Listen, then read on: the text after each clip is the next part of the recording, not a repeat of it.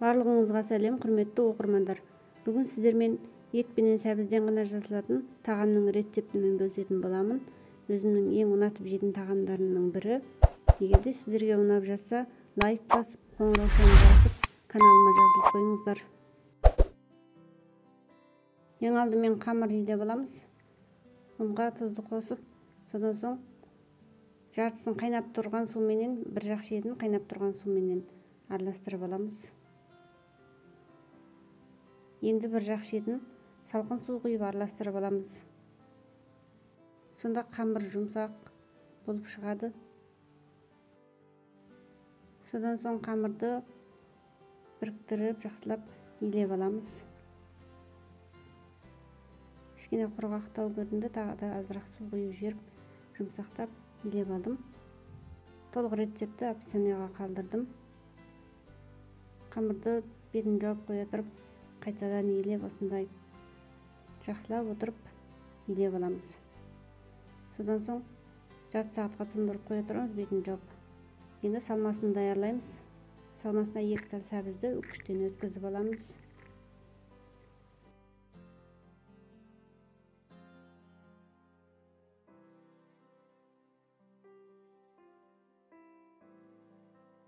Және де үстіне фарш қостым, азырақ тұз салдым. Және ұсақтап туралған көк пиязды қосамыз. Менде тұздалған ет болғандықтан тұзды азырақ қана салдым. Бұл жерде сәбізде тұз жоқ.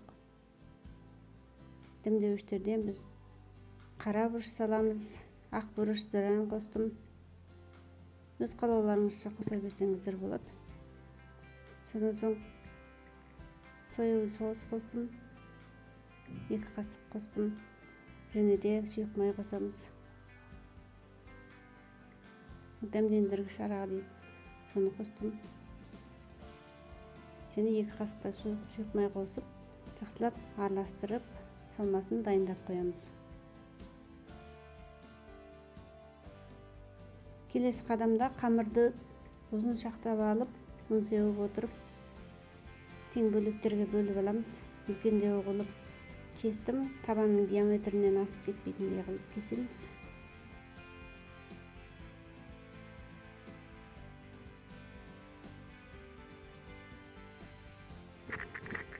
Содан соң әрбірін қолымызбен домалатып отырып, бетін жауып қоя тұрамыз. Тағы да ең басқа қамырдан бастап, астақия алып, сеуіп отырып, қамырды жұқалап жайып аламыз.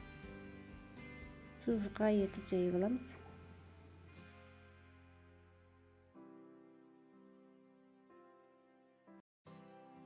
Келесі қадамда салмасын салып түйеміз. Салмасын жұқа қылып біркелкі етіп салып аламыз, тегістеп. Содан соң бүктеп, шетін жақсылап жапсырып шығамыз. Содан соң көріп отырғандарыңыздай шетін әсемдеп шығамыз.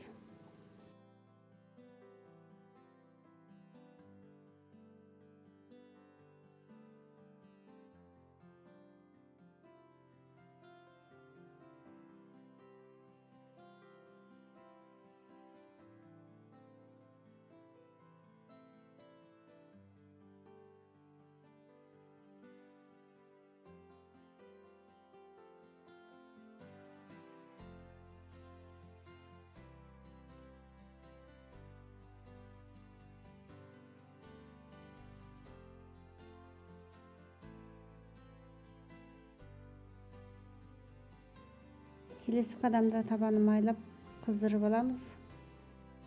Ең төменгі отта пісіретін боламыз. Екінші бетіне аударатын кезде майлап аламыз, бетіне май жағып алып, содан соң барып аударамыз.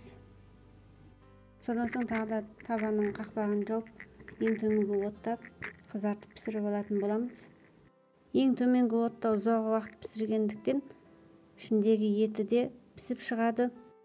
Піспей қаламы деп уайымдамаңыздар. Еті буымен пісіп шығады. Дәмін сөзбен айтып жеткізе алмаймын. Пісіп болғанша есі бұрқырап, өзімнің де жегім келіп кетті. Міндетті түрде жасап көріңіздер. Астарыңыз дәмді болсын. Назарларыңызға рахмет.